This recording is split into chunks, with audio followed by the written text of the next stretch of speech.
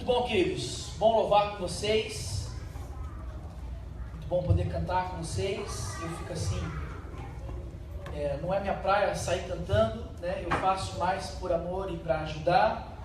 O Maurício hoje está ali, ele não está disciplina não, tá, gente? Fique tranquilo. Mas ele não está bem de saúde. Foi uma semana difícil para o Maurício, né? Uma semana onde a saúde dele ficou bem debilitada, a garganta. Então nós demos uma folga para ele e hoje foi eu que puxei o louvor aí com vocês. Mas obrigado pela ajuda que vocês deram, vocês louvaram muito bem. Glórias sejam dadas a Deus por isso. Pessoal, nós estamos tratando de Efésios. Nós estamos dando essa carta preciosa. É uma carta preciosa. Eu lembro que no início eu falava algumas vezes que não foram poucos os teólogos, os grandes homens que estudaram a Bíblia assim, que elogiaram demais a carta aos Efésios. Muitos assim não pouparam assim adjetivos para descrever o quanto essa carta é uma carta especial. E eu sei que às vezes eu sou muito limitado, é difícil, eu gostaria até de tentar convencer mais vocês dessa verdade que é um tempo precioso nós estudarmos essa carta juntos. Eu quero que vocês assim olhassem com muito carinho para aquilo que Deus deu para a igreja dele, um grande presente, que é a carta aos Efésios. Paulo que escreveu, é verdade, mas Paulo escreveu inspirado pelo Espírito Santo. É um presente para a igreja cristã essa carta, e nós estamos tendo o privilégio de estudar ela juntos, tá bom? Esse tema que nós colocamos, o que cremos e como vivemos, de certa forma uma divisão. Os 3 primeiros capítulos, nós estamos quase acabando, provavelmente semana que vem a gente vai acabar o 3º capítulo, mas os 3 primeiros capítulos falam justamente sobre o que nós cremos. Na verdade, o apóstolo se preocupa em deixar muito claro o que Deus fez por nós. De uma maneira muito preciosa, o apóstolo Paulo, ele descreve o Evangelho. Ele fala de maneira assim muito profunda sobre o que é o Evangelho, sobre como que Deus deu um passo em direção ao homem, que passo que foi esse, como que ele fez isso e por que ele fez isso. Então, e de certa forma nos ajuda a estabelecer o que nós cremos sobre o Evangelho. E do capítulo 4 até o capítulo 6, é como que uma pessoa que compreendeu o que Deus fez, como que ela vive em resposta a isso. Por isso, como nós vivemos. A prática. Como que alguém que compreendeu o tamanho do amor de Deus por ele, como que ele vive? Como que ele age? Como é que ele vive em comunidade? Como que ele vive com respeito ao casamento? Como que ele é como filho? Como que ele é como mãe, como pai? E por aí vai. É uma resposta ao Evangelho. Como que nós vivemos? Esta tem sido a estrutura. Na semana passada, nós conversamos aqui sobre a missão de Deus.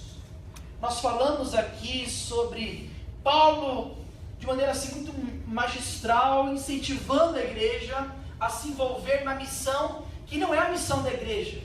Entenda muito bem, a igreja não faz missões. A igreja, o missionário, ele não faz missões. A missão não é dele. Ele participa da missão de Deus. Deus tem uma missão na história. Deus tem um plano em salvar pessoas. Quando nós começamos aqui a Red, eu falei isso já algumas vezes para vocês, e também vou repetir sempre, o motivo talvez principal que nós queríamos que direcionasse o nosso coração, e que continua a direcionar o nosso coração, é: Deus tem pessoas para alcançar na nossa cidade. Você crê nisso? Amém? Olha o homem mais nervoso aí, amém? Amém? Nós cremos nisso, que Deus tem pessoas para alcançar em nossa cidade. O dado do último censo, que eu não lembro nem quando foi o último censo, mas era um dado de talvez 70 mil pessoas em nossa cidade, sem religião. Gente, 70 mil pessoas é muita gente para ser alcançada, é muita gente para ser alcançada e impactada pela missão de Deus, e Ele quer usar a igreja. Então nós falamos da missão de Paulo, e que a missão de Paulo se tornou a missão da igreja. Nós vimos isso na semana passada. Agora deixa eu perguntar para vocês, o que acontece quando nós compreendemos a nossa missão? O que acontece quando você compreende verdadeiramente do porquê você foi chamado e alcançado por Deus. Porque lembra, dá uma outra dimensão. Você não foi chamado simplesmente para ser um engenheiro, para trabalhar, para ganhar dinheiro, para gastar o seu dinheiro, para trabalhar mais, para gastar mais, e viver nessa rotina por 30, por 40 anos, e depois desfrutar por um tempo, e olha lá daquilo que você juntou. Não, você não foi criado só para isso. Existe uma missão por trás do ser engenheiro. Existe uma missão por trás do ser médico. Existe uma missão por trás do ser estudante. Algo muito mais nobre, algo muito mais precioso, que é a própria missão de Deus. E que Ele te colocou onde você está, para ser uma ferramenta de Deus, para a missão principal dele. Essa é a nossa missão principal. A pergunta é, o que acontece quando alguém compreende isso? E a resposta é, olha, você ganha um senso de alegria, de identidade e de propósito. Porque você passa a viver para aquilo que você foi criado. A sensação de você viver para algo que é eterno. A sensação de que você tem um propósito muito mais nobre para ser feito, além da sua profissão em si, mas algo muito maior por trás. Isso te dá um senso de identidade, de alegria, de propósito. Essa é a ideia de se engajar na missão de Deus. Você se alegra porque você consegue perceber que você foi criado com um propósito muito mais nobre do que simplesmente ganhar dinheiro e comprar coisas. Embora nada disso seja errado, seja muito bom ganhar dinheiro e comprar coisas, existe algo muito mais nobre, muito mais valioso do que isso. E quando você compra a missão de Deus, quando você entende a missão de Deus para a sua vida, você passa então a viver com essa realidade de identidade e propósito. Agora, não é fácil. Se você olhar para a história da Bíblia, todos os homens e mulheres que se prontificaram a fazer parte da missão de Deus, todos os homens e mulheres que foram usados por Deus na missão, na história, eles foram extremamente felizes e bem-sucedidos com respeito à missão. Mas todos eles passaram por muitas dificuldades. Não é verdade? Você conhece um pouco de história bíblica, você vai concordar comigo que, em geral, homens e mulheres na Bíblia que foram usados por Deus passaram por inúmeras dificuldades no caminho. Lembra, por exemplo, de Noé? Noé é alguém que se prontificou a obedecer a Deus e construir a arca, mas qual que foi o processo? Foi um processo difícil, de humilhação, um processo de escárnio, um processo de talvez lá atrás, foi aí que começou o bullying, alguém que em caminhar em obediência a Deus sofreu muito, não é verdade? E você sai de Moisés, de Noé, você pode ir para Abraão, alguém que obedeceu a Deus e foi para lugar nenhum, mas enfrentou as consequências, a incerteza, os conflitos familiares, as mentiras. Olhe para José, por exemplo, também um grande homem de Deus, que se juntou na missão de Deus, mas alguém que enfrentou traições, mentiras, trabalho escravo, alguém que foi esquecido na prisão.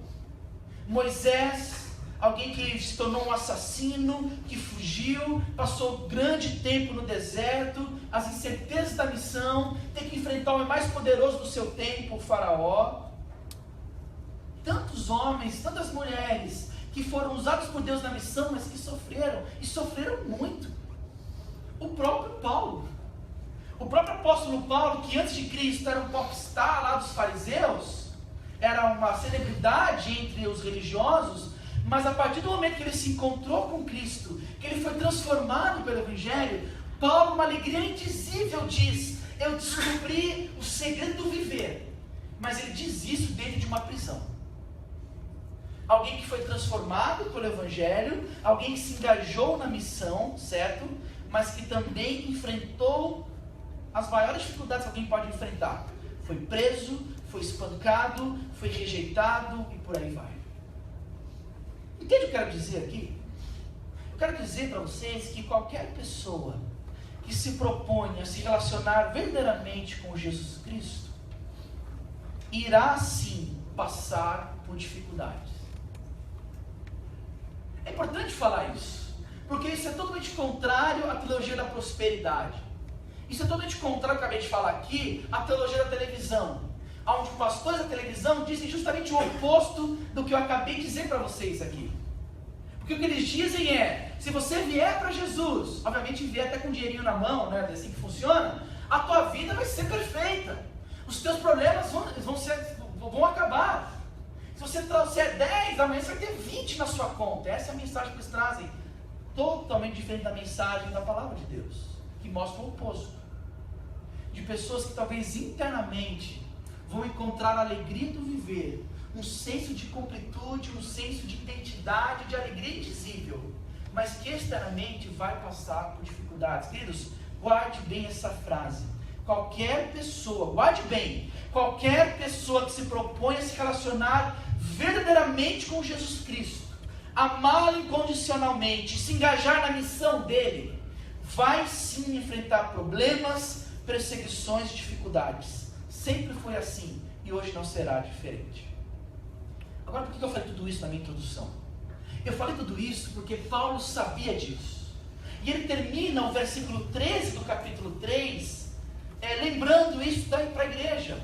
Olha o versículo 13 do capítulo 3, nós estamos indo para o versículo 14 hoje, mas no final do 13, olha o que Paulo diz: portanto, eu peço-lhes que não desanimem por causa das minhas tribulações.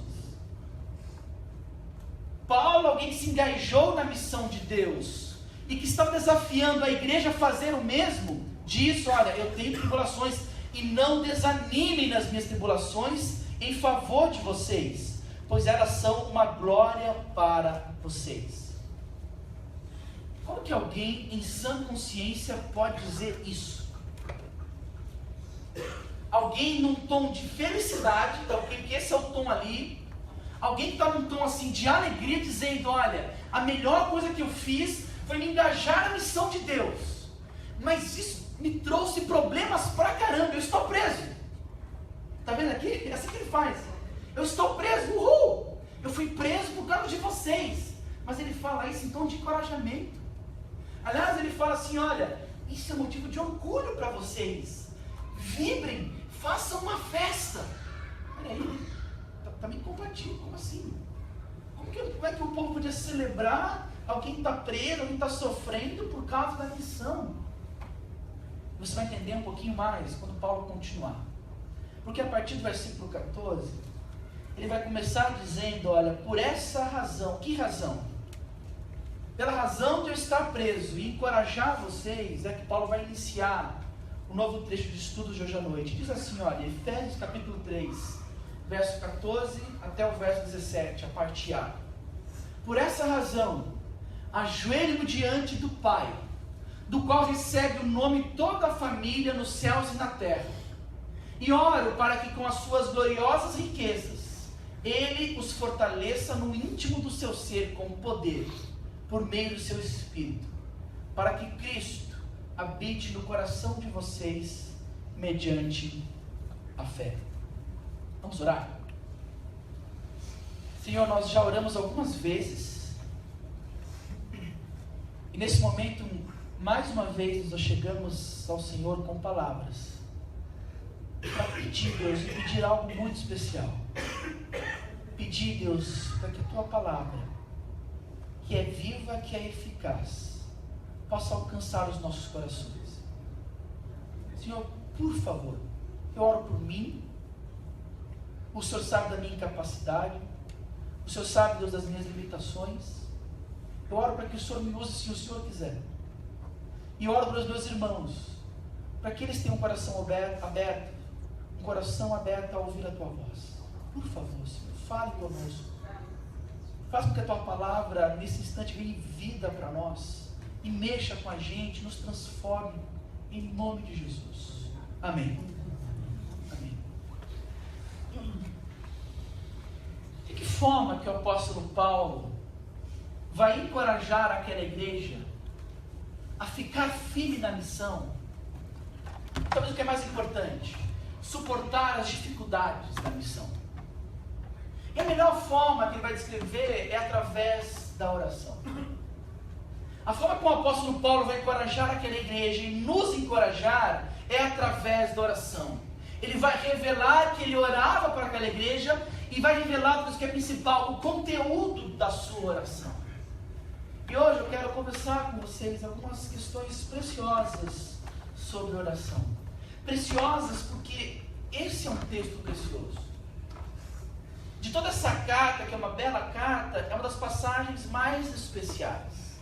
Eu tenho muito carinho por essa passagem, Porque eu lembro que quando eu era criança, nos meus cultos domésticos lá em casa com os meus pais, em geral, meus pais pediam para que a gente trouxesse às vezes algum versículo bíblico para falar decorado. E eu sempre falava João 3,16. Conhece? Clássico, né? Eu gosto dos clássicos. Então sempre era João 3,16. Era o verso que eu ensinava e tinha que explicar o verso. Então eu sempre falava João 3,16 e explicava o verso. Até um dia que meus pais falaram: Tiago, não pode ser só esse, tem que ser outro texto. Eu falei: pai, eu não sei, só sei esse. Nem quantos anos eu tinha. Eu lembro que meu pai me fez decorar Efésios 3,20. Eu não vou pregar nele hoje, mas está dentro do contexto. Por isso é um texto precioso para mim também. E aqui eu quero relembrar com vocês, ou ensinar para vocês, algumas coisas importantes sobre oração. Tá bom? Em primeiro lugar, queridos, para quem é a oração? Eu faço a pergunta não para quem a oração ela é dirigida. É para Deus, a gente sabe disso. Mas para quem é esse assunto oração? Quem são as pessoas que devem orar? Quem são as pessoas que se interessam por oração? É nesse sentido que eu pergunto. Para quem talvez que Paulo quer alcançar aqui com essa mensagem? E eu penso em dois tipos de pessoas para a qual esse assunto oração é importante e relevante. O primeiro grupo de pessoas é que oração é para pessoas humildes. Lembra que eu disse que o Evangelho nos torna humildes? E é verdade. O Evangelho nos torna humildes porque ele nos diz quem nós somos, não é verdade?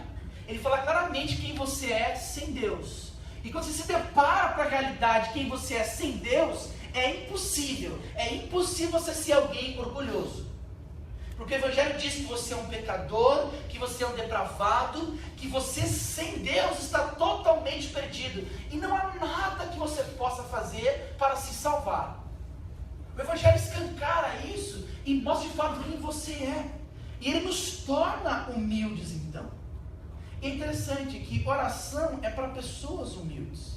É para pessoas que reconhecem que sozinha elas não conseguem. E eu consigo enxergar a humildade aqui, quando o apóstolo Paulo diz no verso 14, que pela razão, a razão de colocar a missão no coração daquela igreja, ele se ajoelhava diante do Pai. O ato de se ajoelhar é um ato de você reconhecer claramente que você está diante de alguém superior. O se ajoelhar é um ato de humildade, e saiba, não era comum naquele tempo orar ajoelhado. Pelo contrário, a prática farisaica, a prática que o apóstolo Paulo adotou até do judaísmo, era uma prática de orar em pé. Os fariseus oravam em pé, oravam andando. Mas Paulo aqui diz que ele se ajoelhava. E o se ajoelhar é um sinal de humildade, de humilhação. Se ajoelhar é um sinal de que você se rende e reconhece que você não pode fazer nada. O se ajoelhar é um sinal de que você reconhece que você está diante de alguém que claramente é superior a você. O se ajoelhar é uma atitude talvez de impotência, onde você reconhece que você não pode fazer nada. Porque você entenda muito bem, isso aqui não é uma regra.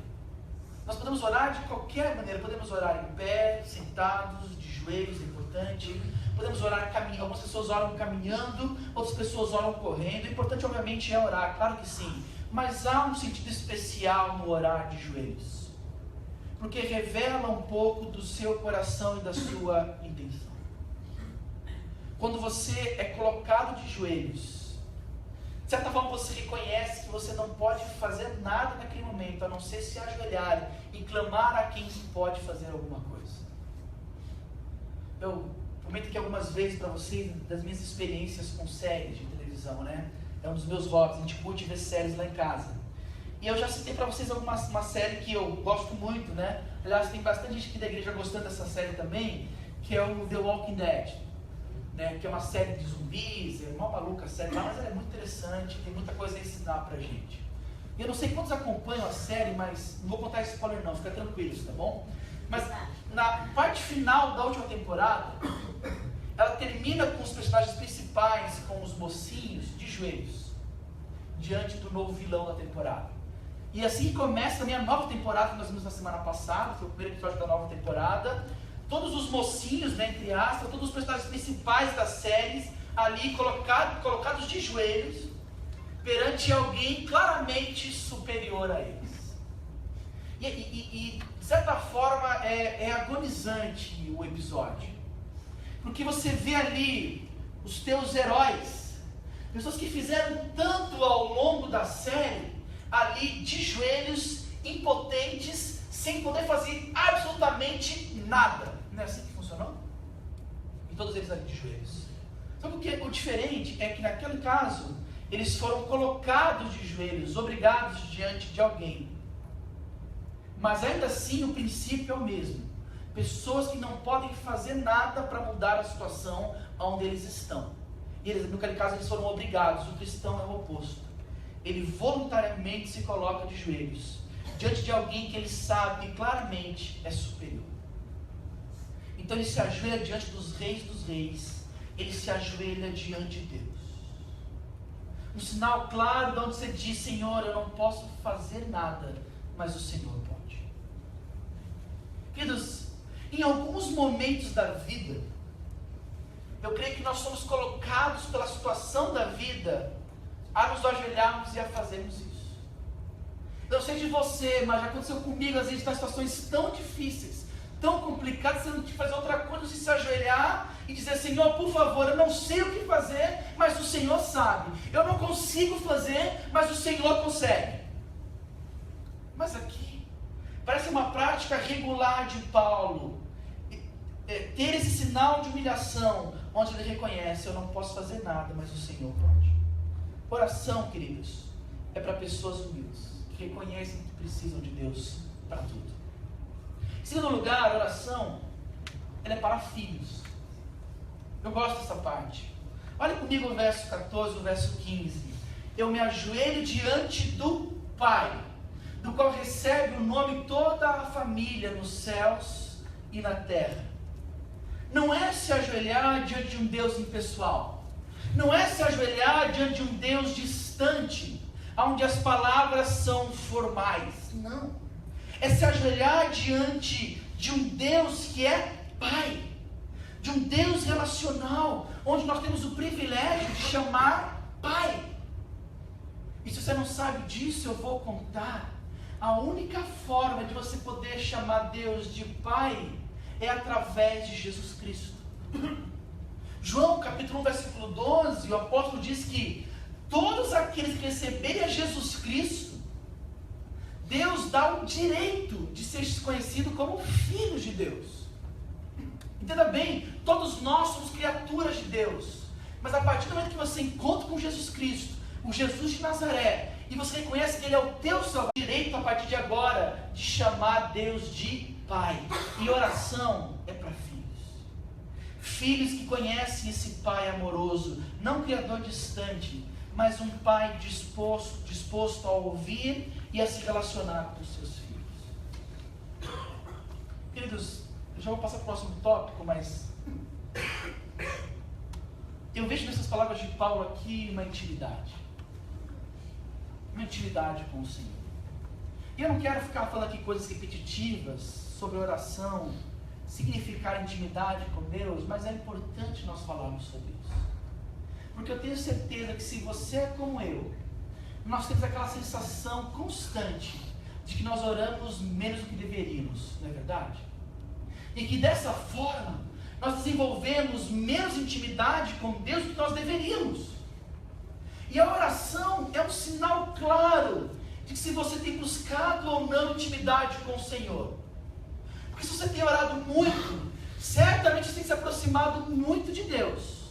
E se você tem orado pouco, Deus talvez não é um pai, mas alguém distante de você e para você.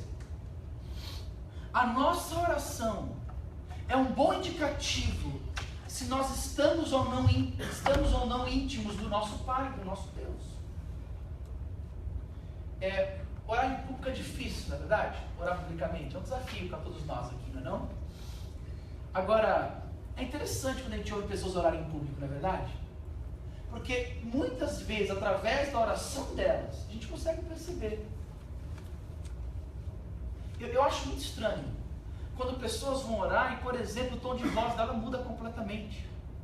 Já viu? A pessoa, ela fala, não vai orar. Fala para dentro. Não precisa nem ouvir o que a pessoa fala. Verdade, é estranho. Não revela intimidade com o Senhor. Pode ser, não é que sempre, mas pode ser um grande indicativo de que ali é alguém que não tem orado no seu tempo só com Deus. Pessoas que vão orar e de cada 20 palavras, 22 são Senhor. Já viu gente que ora assim, Senhor, obrigado Senhor por esse dia, Senhor, por que Senhor, vida Senhor, uma vírgula, Senhor, Senhor, Senhor. A gente não fala assim com outras pessoas. Você não fala assim com seus amigos. Você não fala, Eduardo, vem cá, Eduardo, você pode, Eduardo, me fazer, Eduardo, um favor, Eduardo. A gente não usa assim com as pessoas. Agora, por que a gente fala assim com o Senhor? Será que a gente fala assim com Deus? Com o nosso Pai? Porque nós não estamos falando com Ele? E é terrível, porque às vezes o pastor vai te colocar uma situação aqui na igreja de ter falado com alguém que você não tem falado.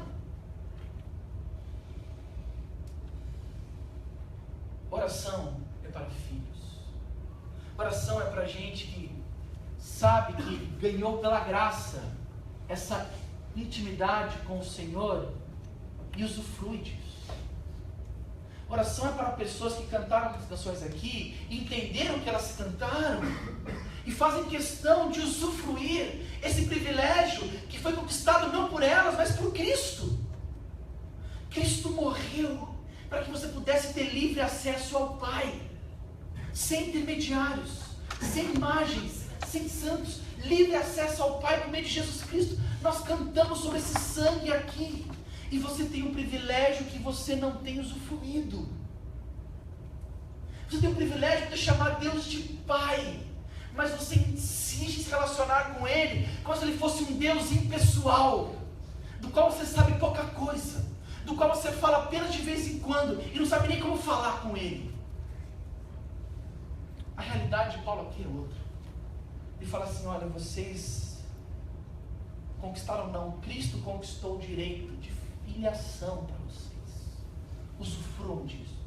Se ajoelhem diante do Pai de vocês, do Pai, o Criador de todas as coisas, e converse com Ele. Abra o seu coração diante de Deus. Talvez é isso que a gente pode aprender aqui. Mas eu estou já, não vou demorar muito não, mas pelo que orar? Pelo que nós devemos orar? Acho que o texto vai nos dar um pouco sobre isso. Não fala só sobre que oração ser para pessoas humildes, não fala só sobre oração para filhos, mas pelo que nós devemos orar? Por comida? Por dinheiro? Por prosperidade? Por solução de problemas?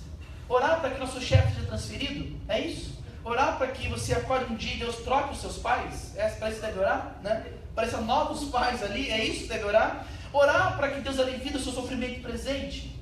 Orar por filhos mais obedientes, que Deus troque os seus filhos? É isso, né? Acorde de ter filhos obedientes e responsáveis, que você acorde de manhã e pai, já fiz o café, já arrumei a cama, já limpei a casa. Quer mais alguma coisa, pai, né? Amém? Posso falar amém aí, né? Por que nós devemos orar? Orar por namorada, por namorado, por casamento? Queridos, é claro que tudo isso que eu coloquei aqui são questões muito importantes e sim, devem ser apresentadas a Deus.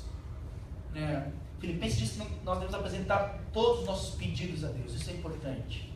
Mas existe algo mais nobre, existe algo mais importante pelo qual nós devemos orar, e a resposta está aí no versículo 16. Olha as palavras de Paulo: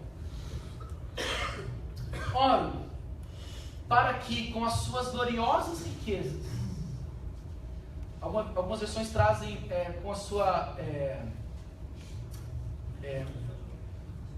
com a riqueza da sua glória, obrigado, Jurandir, Ele os fortaleça no íntimo do seu ser com poder, por meio do seu Espírito. Vamos tentar entender o que Paulo pediu para a igreja? Ele podia pedir várias coisas para a igreja, mas aprove a Paulo dizer essa linguagem linda, poética, mas o que ela quer dizer? Oro para que com as suas gloriosas riquezas, Ele, no caso Deus, os fortaleça no íntimo do seu ser com poder, por meio do seu Espírito. Ele vai dizendo sobre riquezas, gloriosas riquezas, riquezas espirituais. O que seria isso? Eu creio que são os frutos do Espírito. Aquilo que Deus tem para nos dar, e que é maravilhoso, e que é perfeito, e que somente Ele pode nos dar, ninguém mais. Essas são as gloriosas riquezas da parte de Deus. É o próprio Deus. É aquilo que se encontra no âmago do ser de Deus. Ele divide com a gente. Alegria, paz, amor, longanimidade. Tudo aquilo que vem do próprio Deus. Essas são suas gloriosas riquezas. E o que Paulo diz? Ele diz, olha, eu peço para que isso chegue até vocês. Para que vocês fiquem tão cheios de Deus, do poder de Deus fortalecendo vocês.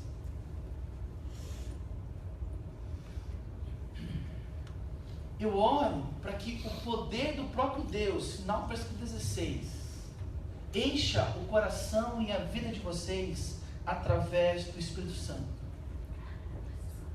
Você tem noção do que é o poder de Deus?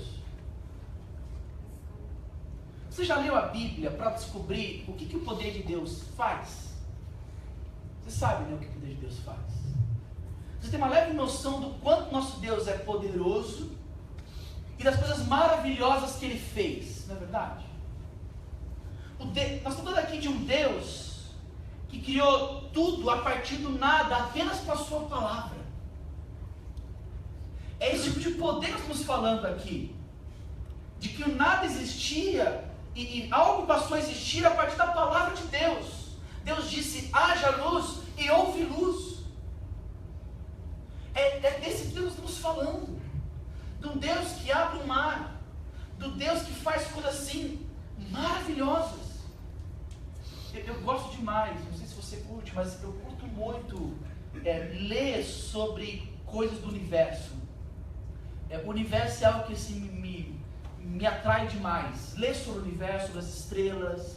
Eu gosto de ler sobre as distâncias onde nós estamos. Eu gosto desses dados, né? Talvez se eu fosse pastor, eu talvez gostaria de estudar um pouco dessa área. Isso me chama muito a atenção.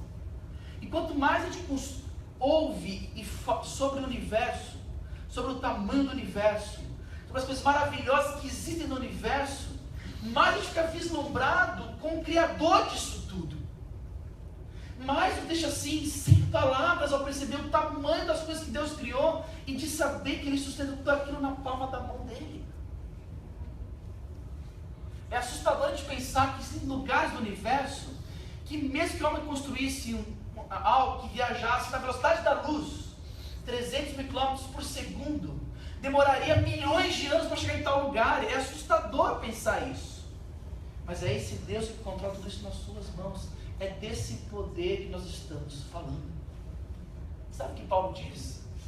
Que ele ora para que esse poder fortaleça cada um de vocês. Não é loucura isso, gente? O contexto aqui, lembra? É de luta, de tribulação. O contexto aqui é de se engajar na missão de Deus e sofrer as consequências por isso. E o que Paulo diz? Vocês vão sofrer a verdade por isso, mas saibam que o poder de Deus irá preencher a vida de vocês. Talvez a grande lição para nós, desse verso 16 aqui, eu não vou nem olhar para o verso 16, 17 hoje, mas é a gente olhar para esse verso 16 e desejar isso. Eu falo, Senhor, eu quero ser fortalecido por esse poder vindo do Senhor. Precisamos de uma igreja que compreenda isso e que queira viver essas verdades. Eu citei no início da pregação sobre homens do passado que sofreram por se engajar na missão de Deus, não é verdade? Mas esses mesmos homens do passado, se olhar para a vida deles, você vai descobrir que eles só fizeram o que fizeram por causa desse verso 16. Porque eles estavam cheios do poder de Deus. Te pergunto, como que alguém pode obedecer como Noé obedeceu? Você acha que isso veio do Noé? E a resposta é não, veio do próprio Deus. Deixa eu me contar algo para vocês. Eu gosto de contar isso. Acho que eu não contei aqui na regra, mas era interessante. Vamos supor que, deixa eu pegar aqui alguém, o Thales. Vamos supor que o Thales, ele ouviu hoje a mensagem de oração, falou, cara, a gente precisa orar mais. Ele foi para a casa dele hoje à noite, chegou em casa, se ajoelhou, porque ele achou que legal se ajoelhar, se olhar de Deus, e começou a buscar o Senhor. Senhor, ele começou a orar, buscar a Deus, me fortalece com o teu poder, por favor, Senhor, eu quero me engajar na missão, eu quero ver o Senhor. Estava lá, Thales, orando muito, papapá, e aí ele ouve uma voz, Thales, não que nem a minha, uma voz, pensa uma voz mais grossa, mas sabe, deixa o quarto todo assim, Thales, se assusta. Senhor, Halloween, o que está acontecendo, né? Será que é um trote, papá? E ele não tem nada, e ele continua orando. Aí vem uma voz ainda mais estrondosa, Thales. E aí ele percebe que Deus está falando com ele. Aí ele para tudo, e ele faz o quê? O que você faz nessa hora? Eis-me aqui, Senhor. Fala assim, né? Acho que é padrão falar essa hora, né? Eis-me aqui, Senhor, né? Depois de passar o medo, o susto, você coloca à disposição de Deus. Eis-me aqui, Senhor, o teu servo te ouve. Olha que palavra bonita, né? E aí Deus fala assim, Thales, é o seguinte. Deus fala para Thales, claramente. Eu quero que amanhã você pegue todas as suas economias, converse com a Mariana, guarda para o casamento, tira da poupança, tá ok? Pegue tudo que você tem, vende tudo, pega a tua economia e compra o máximo de ferro que você encontrar. Compra ferro, chapa de ferro, viga de ferro, compra todos os ferros da cidade, compra tudo. Mas por que, Senhor? Faça isso. E você vai pegar esse ferro, vai juntar todos eles aí no quintal da sua casa, e aí você vai começar a construir um grande caixote de ferro. Eu quero um caixote de 10 metros de altura, 100 metros de largura, e assim, passou todas as dimensões, um caixote enorme de ferro, de aço, tá ok? Compra uma marca de solda tudo, reforça bem. Você vai reforçar, fazer uma grande caixa de aço, de ferro, tá ok? E você vai pegar e vai entrar ali dentro, porque eu vou fazer blobar sobre a terra. Blobar. Tá ok? Mas, Senhor, o que é blobar, Senhor? Vai cair blobinhos do céu, tá ok? Ninguém sabe o que é blobar. Eu sei que sabe, depois você não sabe o que é. Vou fazer blobar, mas, Senhor, o que é blobar? Faço o que eu estou mandando. Não consegue imaginar o Thales fazendo isso? Consegue imaginar que o Thales explicasse para Mariana? Mariana, olha só, Deus falou comigo. Sabe o casamento, ela dando dinheiro para o casamento? Então, eu tenho que pegar esse dinheiro para comprar ferro, para construir uma caixa grande, que vai blobar sobre a terra. O que é blobar? Vai com blobinhas do céu caindo. Não faz sentido. Mas você vai ter que entrar ali. Gente, justamente isso aconteceu com Noé. Não sabiam que era chuva. Não tinha rio, nem mar, nada por perto. Ninguém tinha noção de que ia cair água do céu. Construir um caixote de madeira no meio do deserto não fazia sentido nenhum. Justamente isso que Noé fez. E você acha que ele fez por quê? Porque tinha uma propensão à obediência? E ele tinha uma propensão maior do que você tem? Não. Era o poder de Deus agindo em Noé. Você acha que se você olhar para a história de José, por exemplo, a forma como Josué resistiu ao pecado sexual, a forma como José, que passou de fracasso em fracasso, frustração em frustração, sendo enganado, você acha que ele superou aquilo por causa dele mesmo? Não, era o poder de Deus agindo em José. Abraão e tantos outros que a gente olhar para trás, homens pecadores, mas que conseguiram compreender e perceber o poder de Deus agindo neles e através deles, e é para isso que nós devemos orar. Você deve orar para que Deus fortaleça o íntimo do seu ser com o poder dele, e a partir disso, as outras coisas se encaixam.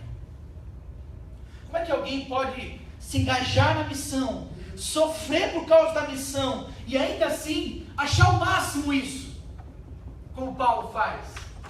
O poder de Deus sobre a vida dele. A última música que nós cantamos, eu estou terminando. Você conseguiu reparar numa frase que parece ser maluca da música? Onde ele diz, sentir tua alegria, isso mesmo que ele fala? Sentir tua alegria, partilhando a sua dor. Não é isso? Você tem noção de que insana são essa frase? Alegria em partilhar da dor de Cristo? Como que isso é possível? se alegrar em meio ao sofrimento? Buscar honrar a Deus, se engajar na missão e sofrer consequências duras por causa disso e achar isso o máximo? Como que isso pode acontecer? Por causa do poder de Deus que fortalece o íntimo do nosso ser através do Espírito Santo. É dessa forma, e é isso que Paulo ora para aquela igreja, para que ao eles se engajarem na missão de Deus e ao lidarem com as dificuldades que isso pode acarretar, eles vão estar fortalecidos pelo poder de Deus, para continuarem firmes na caminhada. É por isso que Paulo ora, e é por isso que eu oro, por mim e por vocês. Baixa a cabeça e fecha teus olhos.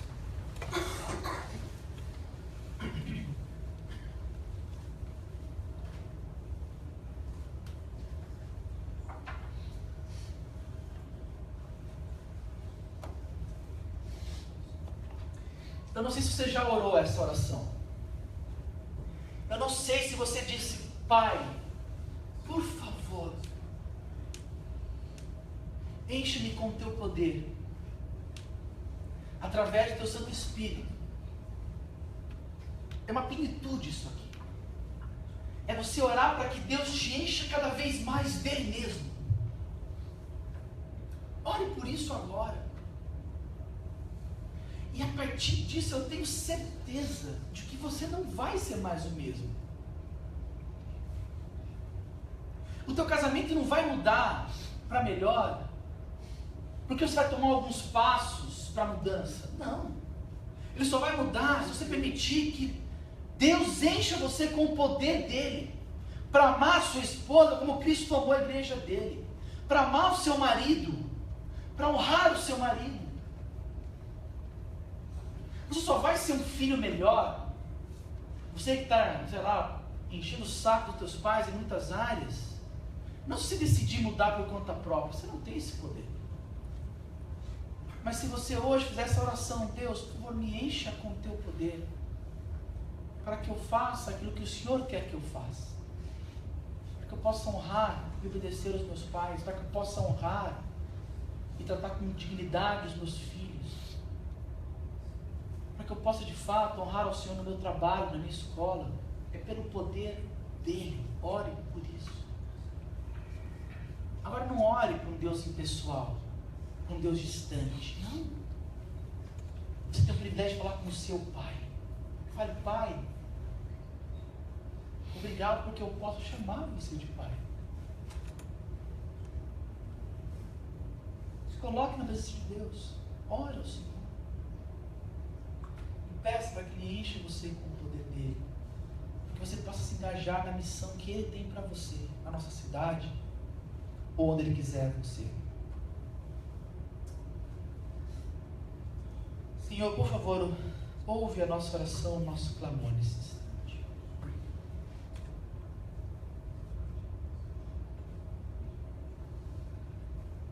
Senhor, por favor, ajude cada um aqui nesse momento a derramar o seu coração diante de Ti. Coloque, Deus, por favor, as palavras corretas em nossa boca e em nosso coração.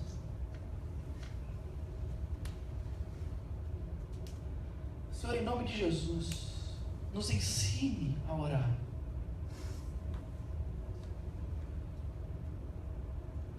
Para que a nossa oração ela possa vir carregada de intimidade. Para que a nossa oração ela venha com a teologia correta, porque conhecemos o Senhor, porque conhecemos a Tua Palavra. E para que ela possa revelar a intimidade com o Senhor. Porque estamos falando não com Deus impessoal, não com Deus distante, mas nós estamos falando com o nosso Pai.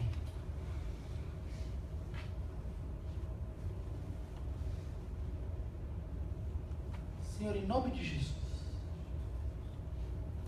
para que as palavras de Paulo em favor daquela igreja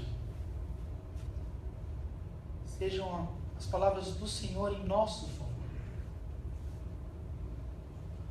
Capacita, Senhor, a nossa igreja, cada pessoa aqui presente, Enche ela com o teu poder através do Santo Espírito. Que elas possam praticar. Abre os nossos olhos para essa realidade, Deus.